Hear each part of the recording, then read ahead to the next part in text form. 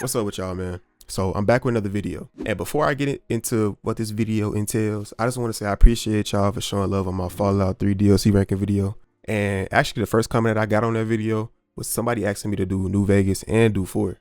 So I decided to do New Vegas for y'all to keep things in order.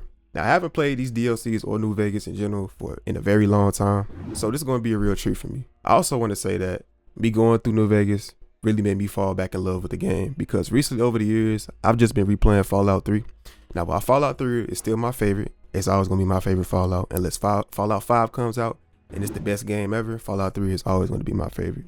But now I really know why people love this game, and I know why New Vegas fans ride so hard for it, because it's just so in depth. There's so many things to do. They added so many things, and really the lore just runs deep. It's just a good game. I'm talking about the base game and the DLC too. It just really opened my eyes to see how great this game was. So I'm very happy that I played through this game again. And this experience wouldn't be possible without that love on my last video. So if you watched and enjoyed that video, for the last time, I just want to say thank you. And so just like I did with Fallout 3, I'm going to be talking about these DLCs in the order that they came out. And I'm only going to be talking about the story content. I'm not talking about Gunrunner's Arsenal or the packs of weapons and stuff that they give you when you start the game. I'm just going to be talking about the stories, the 4 main DLCs. I just wanted to say that because I didn't want to confuse anybody. So yeah, man, with all that being said, let's talk about probably the worst DLC ever. I'm talking about ever. I'm talking about any game. Talking about Dead Money. Let's get into it, bro. Dead Money starts by you getting a quest and a marker to an abandoned Brotherhood of Steel bunker. When you go inside the bunker, you see a couple of dead people with writing on the walls, pointing down saying, the Sierra Madre. You then find a radio playing a message to you with some lady talking about the Sierra Madre. And once you get close enough, you get knocked out. And that's when the DLC starts. Now, before I get into the story of the DLC, I just want to say that the slideshow intros that they give you in the DLCs of this game, it's pretty cool. It shows you that they actually have a story and some lore to it, and kind of explain the significance of you being there. So going back to DLC, the Sierra Madre was basically going to be some type of resort for exclusive famous people, and only a few were invited. There was also a casino there, which was going to be the main attraction of the place. And it was supposed to be one of the most prestigious casinos on the West Coast. But it never opened because the bombs dropped right before it opened. Now, 200 years after that, that's where you come in. You wake up and you immediately talk to a guy named Father Elijah. His goal with you is to use you and 3 other people to open up the vault in the Sierra Madre casino because it has a lot of treasure in it. You also find out you have like a slave collar wrapped around your neck, which is a bomb. And the 3 other people I just mentioned, they do as well. And you're all linked together. The collar in your leg plays a big part in this DLC with gameplay. If you stay next to radios or alarms for too long without setting them off, the collar will explode. And if you do something rash, like go into an area you're not supposed to, Father Elijah will just blow your collar up. Now, this is a very annoying part of the DLC that I really didn't like, but I'm going to get to all that in a second. Let's just meet the characters first. So first, we have the Night King with 2 names because he has an alter ego. The names being God and Dog. You find him locked up in the cage, and you have to get a holotape from the basement to come back to the cage to play in front of him. Once you get the holotape to come back upstairs and play it in front of him, you meet the more intelligent personality, God. He kind of gives you a hard time with you wanting him to go to the fountain, because that's what Father Elijah ordered you to do. He wanted you to bring all 3 people to the fountain so you could do something else after that. So we got to round up all these 3 people. So he kind of gives you a hard time. So you have to, well, that's what I had to do. You have to play the holotape again to bring Dog out. And he is the less intelligent personality. But I like him more. He's pretty cool. And out of all the people in this DLC, he's definitely my favorite. So the second person we have to get is Dave Domino. He's a pre-war singer who was actually invited to the casino and was there right when the bombs dropped. He ended up surviving, becoming a ghoul in the process, and he also became very obsessed with the treasure in the Sierra Madre over the last 200 years. He also is a little difficult to bring to the fountain with you because he really doesn't want to help Elijah get the treasure. He just wants it all for himself, and he thinks you're working for Elijah. I ended up saying something to him like, I'm just trying to leave, and we can flip on Elijah when the time is right, and I'll let Dean take all the treasure for himself. I don't know if it was that exact dialogue, but it was somewhere along those lines. So yeah, after that, he was convinced, and we could bring him to the fountain now. So third and the final person we have is Christina, and she's an ex-Brotherhood scribe. And this part low-key shocked me because I didn't know this. She's the partner of Veronica, and Veronica is one of the companions in the base game of Fallout New Vegas. Y'all might have known that. That's probably actually like a well-known thing about her, but I didn't know that until now. I'm not even gonna lie to y'all.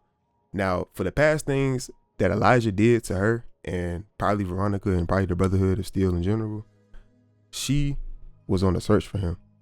And after a little while, she got to the Sierra Madre, and when she got there, she was captured by Dog. And after she was captured by Dog, Dean saw that as an opportunity to carry out his own plan to use her for himself, and he ended up trapping her inside of the auto dock. And this is where you find her. When you get her out of the auto dock, you find out that her voice is going, and you basically have to guess what she's saying. And she's kind of skeptical of you at first, but eventually you convince her to come to the fountain too. So now that you have everybody at the fountain, Father Elijah wants you to get everybody at certain stations throughout the Sierra Madre, and this is going to let you open up the gates to get into the casino.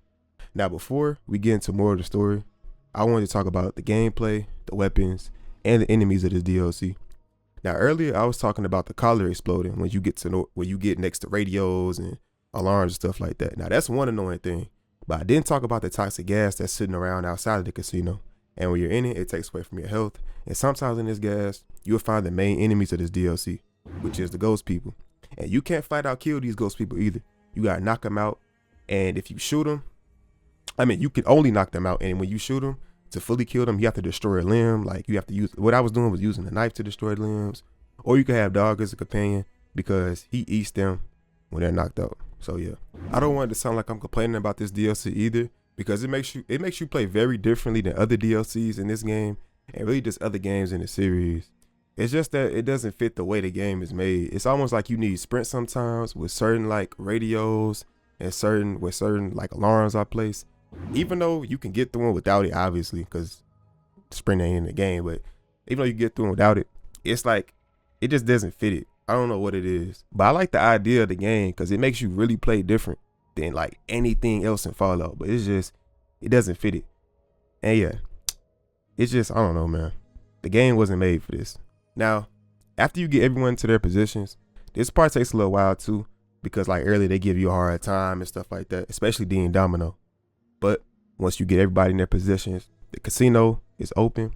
And once you go in, you see all of the crew knocked out on the floor. I guess they got there before you did. And after that, you get knocked out. So when you wake up, Father Elijah tells you that you have to reestablish 3 floors of the casino to open the rest of it. And as you can maybe guess, each floor has one member of the crew on it. So first I did Dean Domino. I kind of liked his because his was in a room that was designed only for him to perform in, because he has a backstage room and he has posters in it. He also has one of his ex-girl or one of his lover. I don't know what she was. I think she was his lover or something like that. Her name is Vera. She kind of plays an important part. I'll be getting to that in a little bit. And once you confront him and do all the stuff that he makes you do to confront him, once you get up to him, you could do one or two things. You can either spare him or you can kill him. And in order to spare him, you basically have to kiss his ass and let him be the star of the fiasco. And I don't really like Dean that much. And I was trying to find every option to not kill him, but I couldn't. So I just killed him. It is what it is. So after that, we got that floor established. We moved on to the next one, which was Christina. And hers is a little tricky because you have to go through like some type of maze thing with the hologram of a woman around every corner. And if you alert her, she'll shoot these lasers at you and it'll kill you pretty fast.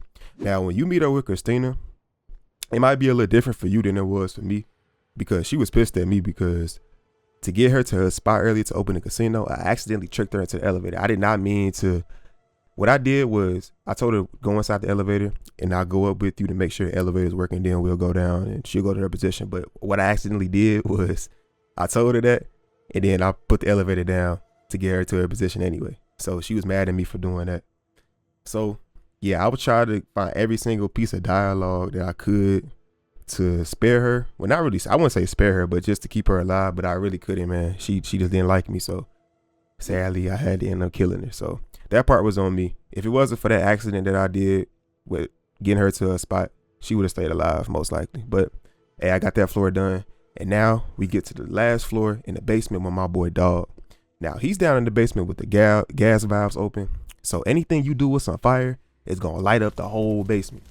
Now this one was pretty easy for me because when I spoke to Dog, it had both alter egos talking at the same time. You had God talking and you had Dog talking.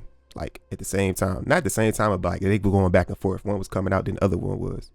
So after a little minute, you keep going, and then you find out that guy was basically trying to make Dog dormant, but Dog wouldn't listen. And that's where I came in. I ended up convincing Dog to make himself one again with the other personality. And it was kind of still like a tug you know what I'm saying, a tug of war is going back and forth. Now, this is one reason why I really like Dog is because one of the reasons he didn't want to share like the personality with God, I guess, is because he'll forget you if he does. But I convinced him that it'll be okay. And once they merge, he does forget you, but he becomes a very cool guy at the end of it. And he tells you he doesn't know who you are, but he felt like you treated him right. So I mess with I mess with Dog. I mess with this character. This character is pretty cool. You know what I'm saying? I might look into some more lore about him at a later date, but yeah, he ends up staying in the basement to recuperate and rest. The new version of him, he stays. And yeah, he just my favorite crew member, bro. I really mess with him. Like, I'm gonna say it again. I'm gonna keep saying it. That's my boy. So now with everything reestablished, the casino is fully open, and you have to go through some hoops, and then you find out that Vera, Dean's girlfriend, plays a major part in the vault of the casino, and you have to do a little bit of Dreadful for all New Vegas platforming. I don't know why they put platforming in this DLC, but they shouldn't have. This game is not made for that. It's not made to do a single thing of platforming. But yeah, you get to the vault, and this is where I did my own thing. I ended up getting all 37 gold bars, not because I cared about the gold bars. Low key, I did because I never did it before, but really just because I don't like Father Elijah, and I wanted to just get him going. I don't like him at all, so I wanted to screw him over. So yeah, I ended up doing that, and I got it out of CM Rodri. And now the story is done. Like the DLC rather, is done. So yeah, bro, it's really cool. The DLC has its ups and it has its downs. Some of the ups include the story and the uniqueness of the way you play the game. Well, play the DLC. I keep saying the game, but that uniqueness also has a downfall, which is the downs. It makes it very annoying to play. And when I was playing, I was irritated by certain things because I died to a lot of the radios and alarms. I didn't die to the gas, but the gas almost got me a few times. But that just might be a skill issue, bro. And fun fact too, this DLC made me make a whole different character when I was a kid because I just couldn't beat it. I was just stuck on the part where you have to get everybody to their stations, bro. And I just couldn't do it. It was too hard for me. So that right there should tell you this DLC isn't for the weak. So with that being said, the DLC is cool. It's all right. I don't like it at all. So I'll give it a 5. It could be really lower, but I'll give them some bonus points because they try to do something different. It just doesn't resonate with me. So with that money done, let's move on to meet Joshua Graham in the Honest Hearts DLC. Honest Heart starts by you getting a quest, a distress signal, and a marker on your map of a place named Northern Passage. When you go in, you find 5 other people waiting for another person to accompany them for the journey to Zion Canyon. You become that person that they need, and you set off on the journey to Zion. On the trip, the main guy, Jed Masterson, tells everyone about the story of Zion and the story of the Burned Man. He talks about there being religious tribes there and how they were good traders and fighters. One of the people who were from there became a war chief in the Legion, and his name was Joshua Graham. Damn, my voice just cracked. He was the top general and almost like Caesar's right-hand man until he lost the battle between some NCR guys, I don't know their names, and as punishment for losing, and to make an example, Caesar set him on fire and threw him down the Grand Canyon. Now he's like a legend. Some people say that he's still alive out there and made his way back to New Canyon. Some people say that he's dead. So when you finally arrive, you and your group are attacked by some tribal group called the White Legs. And this attack leads to everyone in your group dying. While being attacked by the last few members, you get help from a member of the Dead Horses tribe, his name being Follows Chalk. And when you talk to him, he wants you to go with him to their camp and for you to meet Joshua Graham. Now, before I went there, I explored for a little bit because I didn't remember this DLC being this beautiful. The water looked good, and from the top of the mountain, like, it looked amazing too. Like, it just looked beautiful, bro. This DLC offers new items such as weapons and clothing, but you get most of the weapons and clothing at the end of the DLC. But there's a couple other weapons like the Compliance Regulator and the Survivalist Rifle, which are special weapons that you can get. I'm also going to do a quick video on the Survivalist Rifle soon because my homie told me they had some real cool allure to it, and I miss grabbing it when I play this DLC. But back to the scenery, it's just beautiful, and it was more than I thought it was when I played this DLC back in the day. Like, it changed my whole stance on the DLC. Just that alone, the scenery is crazy. So when I finally met Joshua Graham, he tells you that New Canyon has been invaded by the group that ambushed you.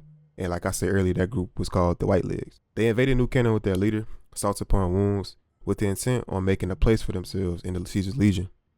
To deal with them, there are 2 sides, right? So Joshua wants to fight against the White Legs and wipe them out. So he wants to take the war route. But Daniel, a missionary and a friend of Joshua, doesn't want to take the fight. Like, he just wants to get the plan and he wants to leave Zion. He just doesn't care. He just wants to leave. So you can choose between one or the other. Me personally, I sided with Joshua just because if I had to live in the wasteland, like if I had to live in the Fallout world and I was in New Canaan, I wouldn't give up the fresh, clean water with no radiation, beautiful scenery, retrieves, and peace. Just because a group came in trying to take it over, like I wouldn't give that like land up. Like it's no other place in the wasteland is like that. So that's why I chose to fight back, because I would not want to leave. I ain't gonna lie to y'all. So I'll at least attempt to fight back.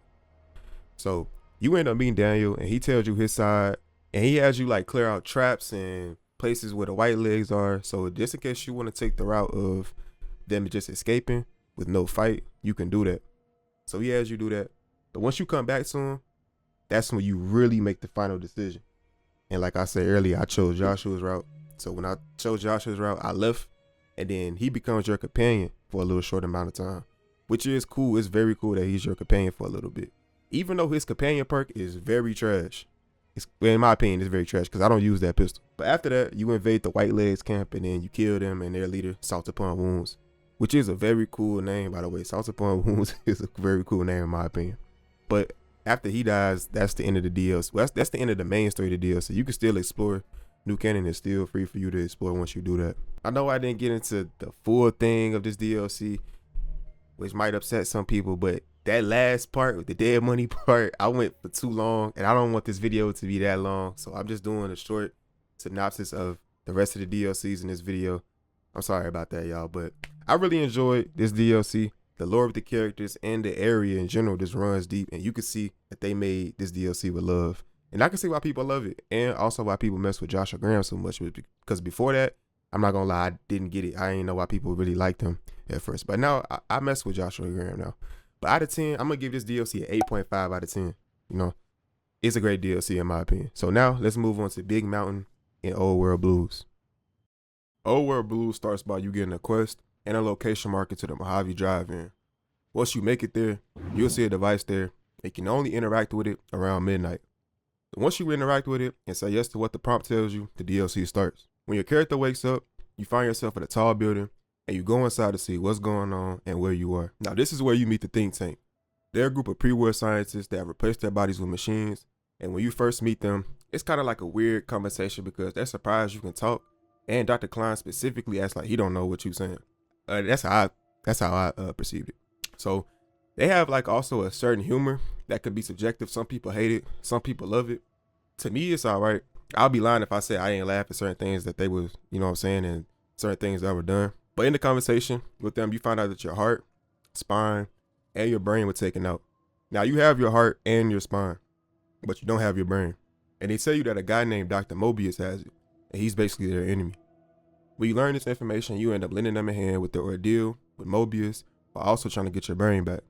Now, you get very unique weapons in this DLC, like the K9 dog gun. I don't know what it's actually really called. I'm not gonna look it up either, but the K9 dog gun, the sonic emitter, and the LAER. I don't know if that's how you actually say it, but I'm gonna say it like that, the LAER. This DLC also has my favorite armor in the game, the Stealth Suit Mark IV. But the only bad thing about this armor is that she keeps feeding you Med-X, because I never really peeped that until now. Like, she steady, like, just feeds you Med-X after Med-X. And it's kind of annoying, so I had to drop all my Med-X's. I never use, like, drugs in Fallout anyway, so it doesn't really matter. But yeah, besides that, I like the suit a lot. That's my favorite suit in really any Fallout game, to be honest. I love that suit. But you also fight unique enemies like the lobotomites, and they're people who were like experimenting like you, but they didn't keep their mind. And they also have Dr. Mobius's Robo Scorpions, which are annoying because they have a lot of health. For the majority of this DLC, I was just exploring and really having fun, getting all the holotapes for the sink. And if you don't know what the sink is a player home, and it has appliances in the house that speak to you. And to be able to use them to your full ability, you need all of the holotapes scattered around Big Mountain. So for majority of this DLC, I was basically just doing that. And it was fun, bro. I ain't even gonna lie. So after doing the main quest for a minute, which requires you to go to different research facilities to find out information and to improve your weapons like the sonic emitter, you finally meet Dr. Mobius. And this is where you find out that he's not actually evil. He just messed with the think tank's memories, and he acts as their enemy to keep them from experimenting on the Mojave. And by stealing your brain, he stopped them from finding out how to move their brains into human bodies, which would have led them to escape the Big Empty. So now you can either choose to keep him alive or to kill him. I like Dr. Mobius, and he's a good guy in my book, so I kept him alive. Now, we finally get to get our brain. But it's a twist, though. We have to convince the brain to come back with us. And with some convincing, it's kind of long, and your brain is a snob. But after a little while, you end up being together once again. Well, at least I did. I don't know if there's a choice to like not put him back inside of your head or whatever, but that's what I did. Now my brain, you know what I'm saying? We back together, basically.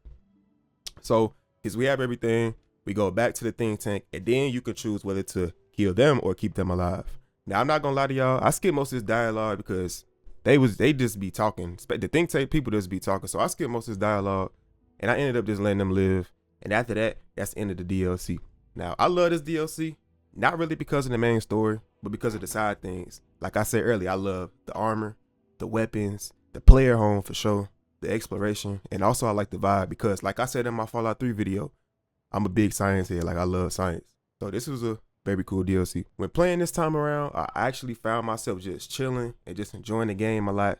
So just off that, and from when I was a kid, like I said, I really enjoyed this DLC. I loved this DLC when I was a kid. I'm going to give this a 9 out of 10. So with that being said, let's move on to the last DLC that they put in Fallout New Vegas, Lonesome Road. Lonesome Road starts by, once again, you getting a quest and a location marker to a place called the Canyon Wreckage. Once you go in and accept the prompt, the DLC starts. This one is unique though because it doesn't have an intro slideshow and it doesn't lock you into the DLC's location. Like, you can leave and come back if you want to without completing the main story. You start by removing EDE out of a locked pod and he helps you on your journey. After you leave the first location, you speak to a man named Ulysses. He was an ex-member of the Caesar's Legion and a courier who refused to deliver the platinum chip. And he's basically mad because you tried to. The thing is though, you didn't even know what you were delivering at that point. You were just accepting the job. And that's what makes me not like the story of this DLC like at all, because it's basically just a dude mad at you for you doing your job. And I get that the platinum chip was dangerous and all that, but if you knew that, why not just accept the delivery and just get rid of it or do something else with it? So yeah, basically the story of this DLC is you just making your way to his base so you can confront each other. And yeah, that's really all it is. The DLC offers new weapons though, clothing, like the riot gear. I like the riot gear because it's basically NCR Ranger combat armor. The only thing is you don't appear as an NCR soldier to other people, which I really like. There's also new enemies. And after a while of going through different areas, EDE playing recordings of his past and Ulysses hijacking EDE to speak to you, you finally make it to him. You both speak and then you start probably the hardest boss fight in the game. This boss fight is pretty hard. If you playing on very hard, I feel bad for you because it's just too much going on, bro. This is the first actual boss fight I ever played in the newest Fallout games. I ain't gonna say in all the Fallout games because I know in Fallout 2 you fight I forgot his name. Whoever that is that you fight at the end of Fallout 2 that everybody says is hard. I'm gonna say he number 1, but I'm gonna say Ulysses is second because this is crazy. So yeah, somehow I ended up winning. I don't know what happened. He just died like randomly. I literally don't know what happened. But after he died, I went to go see what to do with the rocket because it was a big rocket in the base. And you could either choose to not have it go anywhere, which I tried to do, but it didn't work for some reason. You could choose to launch at the Caesar's Legion. You can choose to launch it at the NCR, or you can launch it at both, which is crazy. So I chose to launch it at the Legion camp. And after you do that, that's the end of the DLC. You walk out, and then the end of the slideshow starts playing. The ending slideshow starts playing, and that's it, bro. Like, that's basically the end of the DLC.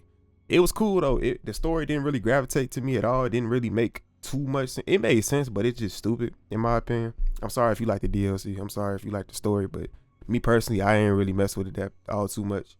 And the exploration wasn't too crazy, but I do admit I had fun playing it. But I low-key attribute that to me being in the car with my friend, and we were just talking about Fallout lore literally the whole time while he watched me play this DLC. He watched me play from beginning to the end, and we were just talking about Fallout lore like literally the whole time. So I attribute that to, you know, me having fun. That's all that was. But with that being said, I'll get this DLC a cool 7 out of 10. 7 out of 10 for sure. So that's the end of the video, and here's my final ranking. Started from the least, we got Dead Money last. Next, we have Lonesome Road. Third, Honest Hearts. And then we have my favorite, Old World Blues. I do admit, though, the best story was Honest Hearts because I really like the characters and the lore of it. I just enjoy playing Old World Blues more because Like I said, the weapons and armor and stuff like that, side things to do, the player house. It's just so much. So that's my favorite. I hope you enjoyed this video as much as I enjoyed making it and playing the game again. And I'm level 40 right now, which is crazy because I don't think I've ever been this high level in New Vegas. So after I'm done with this video, I'm probably gonna play more New Vegas and beat it because I never beat it before. But yeah, though, once again, I hope you enjoyed this video, and I'm gonna catch you guys on the next one. Y'all be smooth, man. And as always, peace.